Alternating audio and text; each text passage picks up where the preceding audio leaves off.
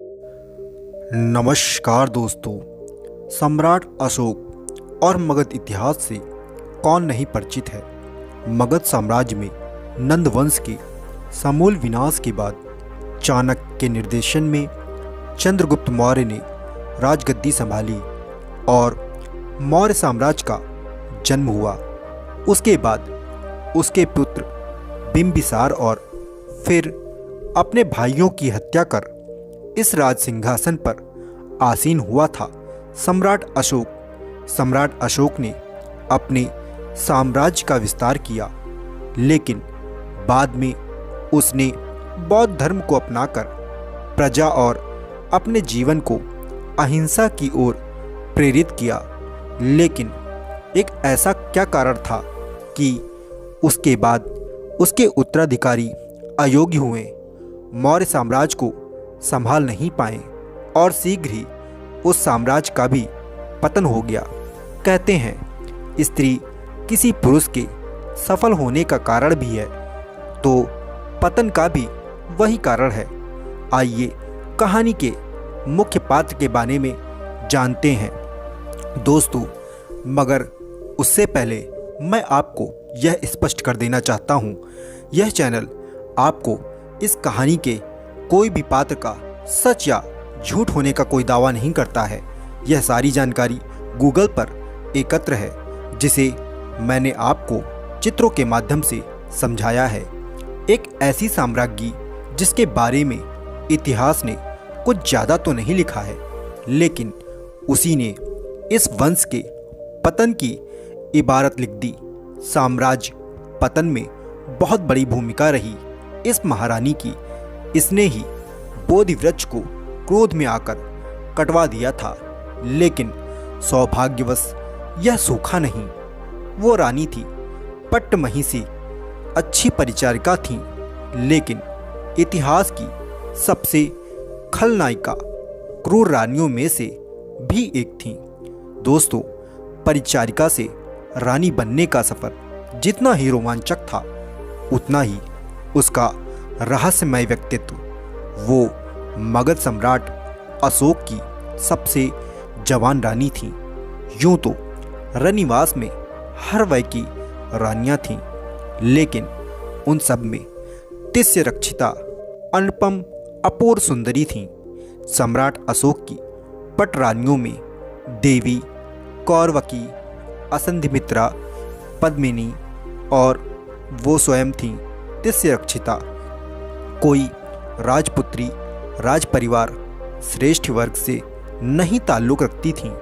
वो एक गरीब, अनाथ, साधारण सी लड़की थीं। उसे उसकी बाल्यावस्था से ही ताम्रपर्णी श्रीलंका के राजपरिवार में रानी की सेवा में रख दिया गया था। एक बार की बात है, श्रीलंका के राजा तिष्य अपनी राजमहिषी के साथ बगीचे में टहल रहे थे। रानी के साथ परिचारिकाएं उनका अनुगमन कर रही थीं। अचानक राजा बहुत तेजी से चीखे। तुरंत एक काला नाग झुरमुट से निकल राजा को डसकर उन्हीं झाड़ियों में कहीं घुस गया। ये सब इतनी तेजी से हुआ कि किसी को कुछ समझ में नहीं आया। चारों ओर बहुत हड़कंप मच गया था। सैनिक उस भुजंग को खोजने लगे। चीख पुकार मच गई। सारी मर्यादाओं को लांघकर वो परिचारिका राजा की जान बचाने के लिए आगे आ गई। वह महज एक दासी थी और अपने ज्ञान से उसने मुंह लगाकर सारा विष निकाल दिया। राजा की तो जान बच गई, लेकिन वह दासी मूर्छित हो गई। राजवैद्यों ने त्वरित चिकित्सा कर उसे बचा लिया। उस दिन के बाद से उस परिचारिका का नाम तिष्यरक्षिता हो गया था, अर्थात राजा तिष्य की रक्षा करने वाली। उसके बाद वो राज परिवार की सबसे विश्वस्त और अमूल्य निधि बन गई थी। बौद्ध धर्म की दीक्षा के बाद सम्राट अशोक ने दुनिया में इसके प्रचार प्रसार के लिए अपने पुत्र महेंद्र और पुत्री संघमित्रा को भेजा था। महारानी देवी की संतान महेंद्र और संघमित्रा को राजकाज में कोई भी दिलचस्पी नहीं थी। वे धम्म के प्रचार प्रसार में लगे रहते थे। इसी संदर्भ में महेंद्र, जो कि उनका पुत्र था सम्राट अशोक का, वह श्रीलंका गया। वहाँ वह राजा तिस्य को बौद्ध धर्म से दीक्षित करता है।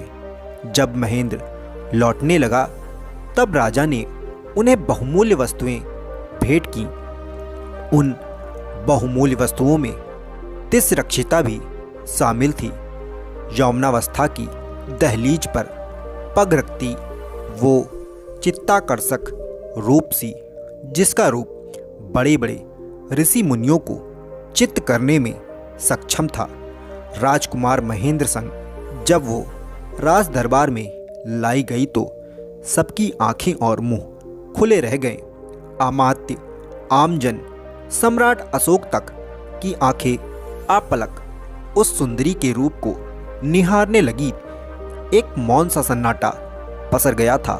राज दरबार में सारे अमूल्य रत्न उस एक स्त्री रत्न के सामने फीके पड़ गए थे। मोती माणिक्य की चमक तुच्छ थी। तिस्य रक्षिता के सामने आखिरकार महेंद्र ने मौन का सन्नाटा तोड़ा और अपनी सारी उपलब्धि जब सम्राट अशोक के सामने बतानी शुरू की। एक हर्ष और गर्व की लहर वहां बैठे सभी लोगों के चेहरे पर फैल गई थी। तिस्य रक्षिता को रनिवास में भेज दिया गया। सम्राट की अब नज़दीकी तिस्य रक्षिता से बढ़ने लगी। वो उसके रूप यौवन के मोह पास में पूर्णतः आबद्ध हो चुके थे। तिस्य रक्षिता एक सातिर महत्वाकांक्षी स्त्री थी। उसकी साम्राज्ञी बनने की चाह अब जल्द ही पूर्ण होने वाली थी। ज़्यादातर पुरुष अपनी वय और उसके दूरगामी परिणाम को न देखते हुए त्वरित वस्तु स्थिति को ही देखते हैं, जिससे भविष्य में उन्हें उसके दुष्परिणाम भी भुगतने पड़ते हैं। सम्राट ने कुछ समय के बाद ही तिस्य रक्षिता से विधिवत विवाह कर लिया था। अब तिस्य रक्षिता को कई शक्तियां हासिल हो गई थी। एक आम स्त्री से खास रानी का सफर शुरू हो चुका था। आज तिस्य रक्षिता उद्यान में अपनी दासियों के साथ विहार कर रही थी। पुष्पों पर भौरों को मंडराते देख उसका मन बहुत उल्लासित हो रहा था। उसकी कामना हिलोरे ले रही थी, लेकिन सहसा एक गहरी उच्छ्वास, एक अतृप्ति का वेग जो सम्राट के साथ पूर्ण नहीं हो पा रहा था, उसके चेहरे को उदास कर रहा था। तभी उसे शोर सुनाई दिया। ये कैसा शोर? तब आज रनिवास में है। उसने कंधे उचकाते हुए पास खड़ी दासी से यह पूछा। आज राजकुमार कुणाल महारानी असंधिमित्रा से मिलने आ रहे हैं। अब तिस्य रक्षिता ने आश्चर्य से प्रश्न लिए आंखों से दासी की ओर देखा। दासी ने हंसते हुए कहा, आप राजकुमार कुणाल को नहीं जानती हैं? ये रानी पद्मिनी के पुत्र हैं। रानी के देहावसान के बाद महारानी असंधिमित्रा ने ही इनका लालन पालन किया है। वे और सम्राट राजकुमार से बहुत प्यार करते हैं। जिस दिन सम्राट ने बौद्ध स्तूप बनवाने की घोषणा की थी, उसी दिन राजकुमार का जन्म हुआ था। इसीलिए वे सम्राट को विशेष प्रिय हैं। राजकुमार भी अच्छे पितृभक्त पुत्र और प्रजापालक भी हैं। तिस्य रक्षिता ने दासियों को देखते हुए कहा, ऐसी क्या खास बात है जो राजकुमार महेंद्र तीवर और चालाक में नहीं है? ये सच है कि ये सभी वीर प्रतापी हैं, लेकिन राजकुमार कुणाल की जितनी प्रशंसा करूं वो कम ही है, ऐसा दासी ने कहा। आप धीरे धीरे उन्हें जान जाएंगी। उन्हें उज्जैनी का राजा सम्राट ने बनाया हुआ है। आज वहाँ से ही वह आ रहे हैं। सर्वप्रथम वह माता से मिलेंगे, फिर सम्राट से। थोड़ी देर में जय घोष की आवाज़ें आने लगी। राजकुमार का पदार्पण हो रहा था। कौतुकवश तिसरक्षिता ने आगे बढ़ी और महारानी की ओर चल पड़ी। वे भी देखना चाहती थी कि आखिर कौन है ये राजकुमार। कुणाल महारानी के पास पहुंचकर उन्हें प्रणाम करते हैं। सहसा उनकी नज़र तिसरक्षिता पर भी जा पड़ती है, जो आपलक राजकुमार को देखे जा रही थी। प्रणाम माते। अपनी ओर राजकुमार को अभिवादन करते देख वे चौंक गईं। उसने सर झुकाकर अभिवादन स्वीकार किया। राजकुमार ने आगे कहा, आपकी सुंदरता की चर्चा तो पूरे देश में हो रही है। आज आपको देखने का भी जो सौभाग्य मुझे मिल गया। तिसरक्षिता बिना कुछ कहे अपने कक्ष में चली गई। आज उसका दिल पहली बार बड़ी जोरों से धड़का था। राजकुमार को देख राजकुमार करीब करीब उसी के उम्र के थे। उसकी उठती सोई कामना पुनः जागृत हो गई। वह खुद को संयत करने की कोशिश कर रही थी, मगर असफल हो रही थी। उसके मन में प्यार का अंकुर राजकुमार के लिए प्रस्फुटित हो उठा था। उसकी पूरी जिंदगी का खेल तो नियत ही खेल रही थी कि एक राजा के राज्य से दूसरे वृद्ध राजा के शयन कक्ष तक का सफ़र उसकी कभी अपनी इच्छा नहीं पूछी गई। उसे एक गुलाम और फिर भोग्या ही समझा गया। प्रथम दिवस से कुणाल को जब से उसने देखा था, वो लगातार कामदेव के तीर से घायल हो रही थीं। कुणाल जब भी महल में आते तो वो किसी ना किसी बहाने से उनके अंग लग जाती और उसकी काम की ज्वाला और भड़क जाती थी। समय बीत रहा था। कुणाल को पाने की इच्छा लगातार बलवती हो रही थी। असंधिमित्रा की अब मृत्यु हो चुकी थी। अब साम्राज्ञी के रूप में उसे राजनीतिक और असीमित अधिकार भी मिल चुके थे। उसे सम्राट का सहचर्य कतई पसंद नहीं था। सम्राट के उसके कक्ष से जाने के बाद अलसाई सी अनमनी अपने बिस्तर पर पड़ी थी। आंखें बंद करती तो कुणाल का चेहरा उसके आंखों के सामने आ जाता। दासियों ने राजकुमार के नामकरण की बात बड़े विस्तार से बताई थी। उनका नाम कुणाल पक्षी, जो हिमालय की तराई में पाया जाता है। उसकी आंखें बहुत खूबसूरत होती हैं। राजकुमार की आंखें भी उस पक्षी की भांति बहुत खूबसूरत थीं। इसीलिए सम्राट ने उनका नाम कुणाल रखा था। सच ही था, उन्हीं आँखों ने तिसरक्षिता को पूरी तरह दासियों ने खबर दी कि राजकुमार कुणाल आए हुए हैं। अनमनी तिसरक्षिता का मलिन चेहरा पुष्प की भांति खिल गया था। उसने दासियों से उसे तैयार करने को कहा। चंदन, गुलाब और हल्दी का लेप पूरे तन पर लगाया और सुगंधित पुष्प और इत्र के जल से उसने स्नान किया। कई सुगंधित धूप के धुएं को उसके शरीर के पास घुमाया गया। उसने सबसे सुंदर वस्त्र धारण किए। सैरंध्री ने उसके केस को अपनी कला से सुसज्जित किया। उसने अपनी दासी को आदेश दिया, राजकुमार को पूरे सम्मान के साथ कमरे में लाया जाए। और हाँ, ध्यान रहे, कक्ष में मेरे और राजकुमार के अलावा कोई न रहे। बाहर खड़े प्रहरी को भी कमरे के आसपास नहीं रहने को कह देना। दासी ने भी हामी भरी और चली गई राजकुमार को बुलाने। वो आईने के पास बैठी खुद को देखकर मंत्रमुग्ध हो रही थी। उसके रूप के सामने स्वर्ग की अप्सरा भी फीकी पड़ जाए इतनी रूपवती लग रही थी। वो मन ही मन बहुत खुश थी। उसे पूर्ण विश्वास था कि राजकुमार उसे अनदेखा कर ही नहीं सकते हैं। वो जरूर उसके निवेदन को स्वीकार करेंगे।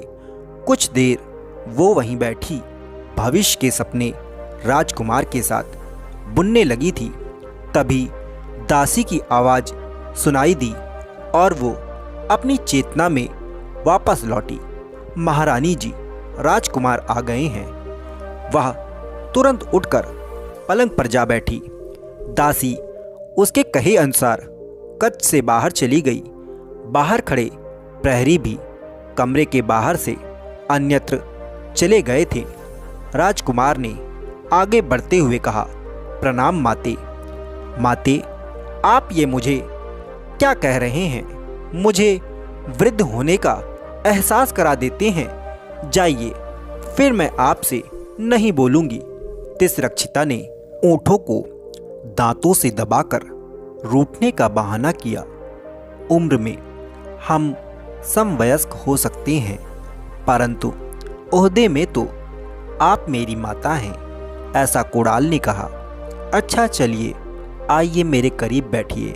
खड़े क्यों हैं? कुणाल अब संकोच करते हुए वहीं एक कुर्सी पर जाकर बैठ गए। ये क्या, आप इतनी दूर? कहती तिसरक्षिता पलंग से उतरकर राजकुमार के करीब आ गई। राजकुमार को उसके हाव भाव ठीक नहीं लग रहे थे। वो जल्द से जल्द वहां से जाना चाह रहे थे। करीब आते ही तिसरक्षिता ने उनके चेहरे को उठाया। ये खूबसूरत आंखें, आपकी इन्हीं आंखों ने मुझे घायल कर दिया है राजकुमार। उसने जानबूझकर अपना उत्तरीय सरक जाने दिया, जिससे उसके सुघड़ श्वेत अंग साफ साफ गोचर हो रहे थे। उस अवस्था में भी कुमार संयमित, अप्रभावित शिव की भांति बैठे रहे। मैं आपसे अनुराग कर बैठी हूँ। मुझे आपके बिना इस बिस्तर पर जैसे सैकड़ों सर्प डसते हैं। मैं सम्राट के सहचर्य में भी आपको भूल नहीं पाती। मेरे प्रेम को स्वीकार करें कुमार। मैं सर्वदा आपकी दासी बनकर रहूंगी। अचानक कुणाल एक शेर की तरह उठकर तिसरक्षिता को अपने से दूर धकेल गुर्राए। ये क्या कह रही हैं आप? पूर्णतः मर्यादा को भूल चुकी हैं। हाँ हाँ, मैं भूल चुकी हूँ। तुम्हें देखकर मैं लगातार काम के ज्वर से तप रही हूँ। मुझे अपना लो कुमार। वो फिर गिड़गिड़ाई।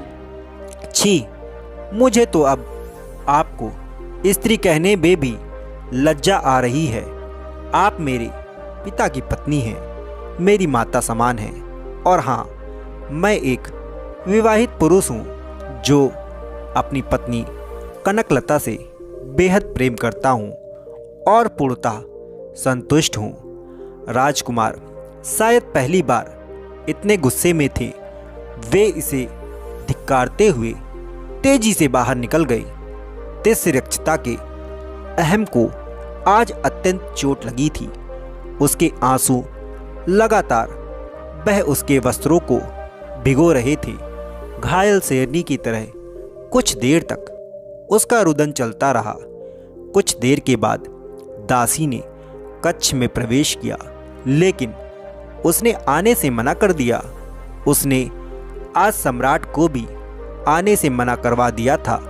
वो पूरी तरह से अकेला रहना चाहती थी।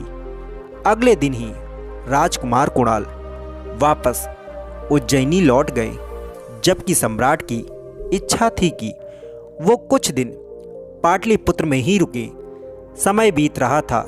अचानक एक दिन सम्राट की तबीयत बहुत बिगड़ गई। महारानी ने उनकी खूब सेवा शुश्रूषा की, वो उनकी सेवा से मौत के मुंह से बच गए। अब तो सम्राट पूरी तरह से महारानी के काबू में थे।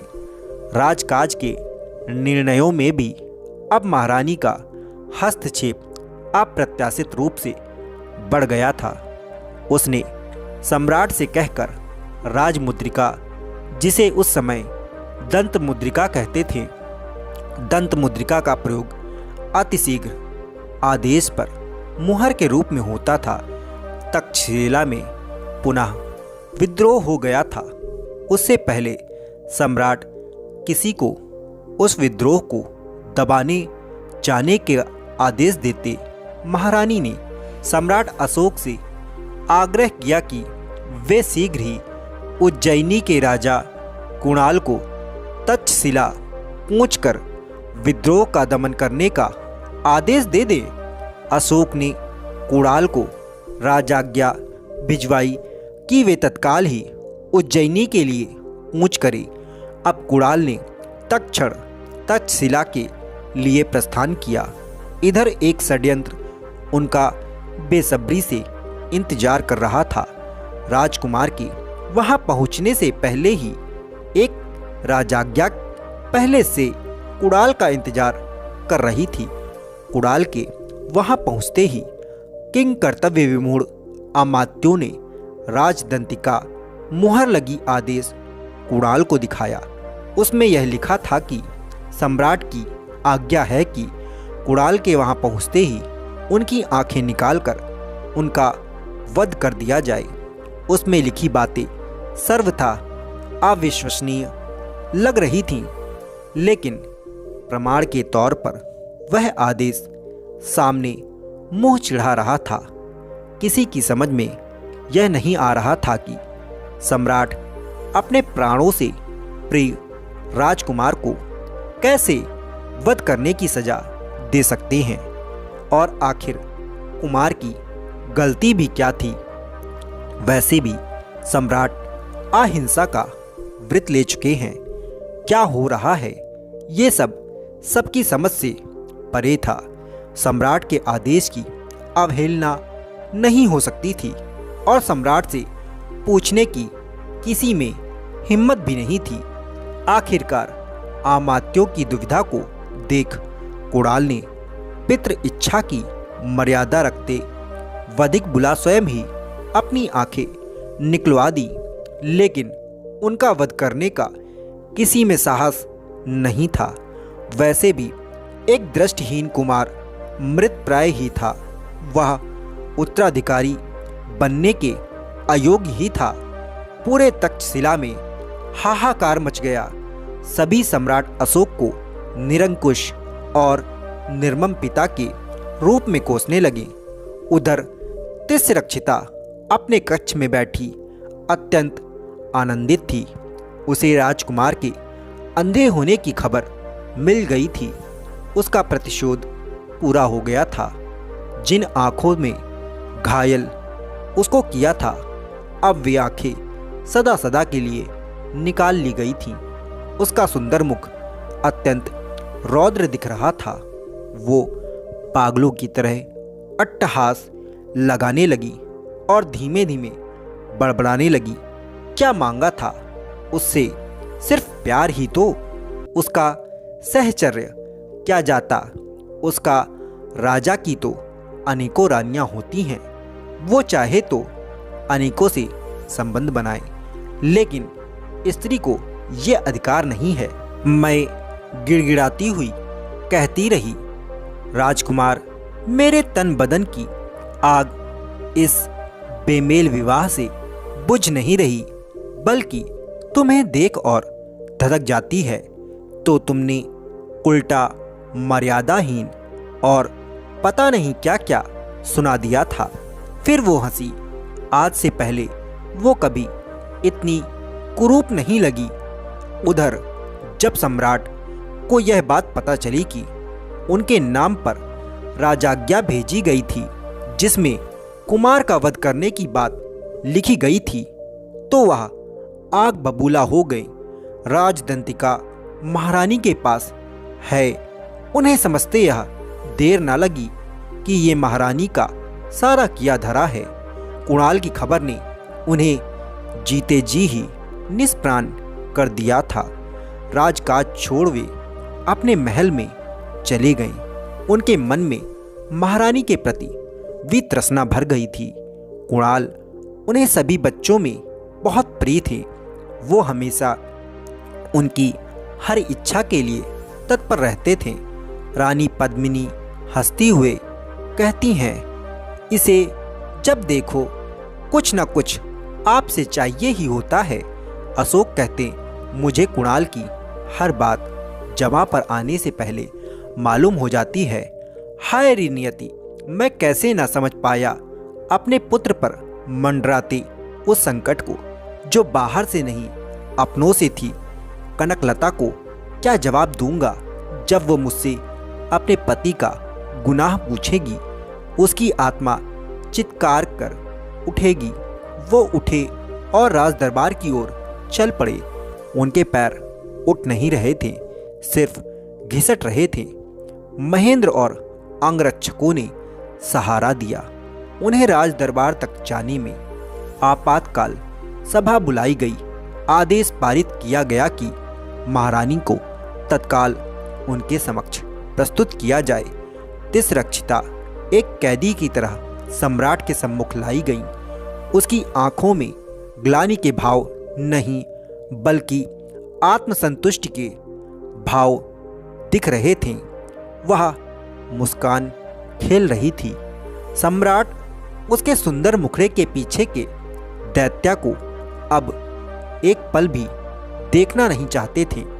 उन्होंने तिसरक्षिता की ओर बिना देखे ही आदेश दिया कि इस दुष्टा को जीवित ही जला दिया जाए, जिससे देश समाज के सामने ऐसे दुष्कृत्य को लोग करने क्या सोचने से भी डरे। दरबार में हर कोई दुखी था, लेकिन ये कैसी सजा दी सम्राट ने। उपस्थित बौद्ध भिक्षु, अमात्यगण, सेनापति सभी अचंभित थे। आखिरकार चौराहे पर अग्निवेदी बनाई गई और रानी तिसरक्षिता को उसमें बैठा दिया गया और आग लगा दी गई। चिता धू धू कर जलने लगी। उस चिता में बहुत कुछ जल गया। सम्राट का विश्वास, एक मजबूत भावी चक्रवर्ती सम्राट का उज्जवल भविष्य। आखिर सम्राट अशोक की मृत्यु के बाद साम्राज्य के कई टुकड़े हो गए। कुणाल के पुत्र को कार्यवाहक सम्राट बना दिया गया था। कुणाल ने शासन तो किया, लेकिन बहुत कमजोर और असंतुलित शासन परिणाम स्वरूप शक्तियों का ह्रास शुरू हुआ और फिर से धीरे धीरे साम्राज्य का पतन हो गया। ये कहानी ऐतिहासिक तथ्यों को उजागर करती है। तो दोस्तों, अगर कहानी आपको अच्छी लगी हो तो चैनल को सब्सक्राइब अवश्य करें और बेल नोटिफिकेशन ऑन जरूर करें, ताकि सबसे पहले इसी प्रकार की कहानी आप तक पहुंच सके। नमस्कार दोस्तों।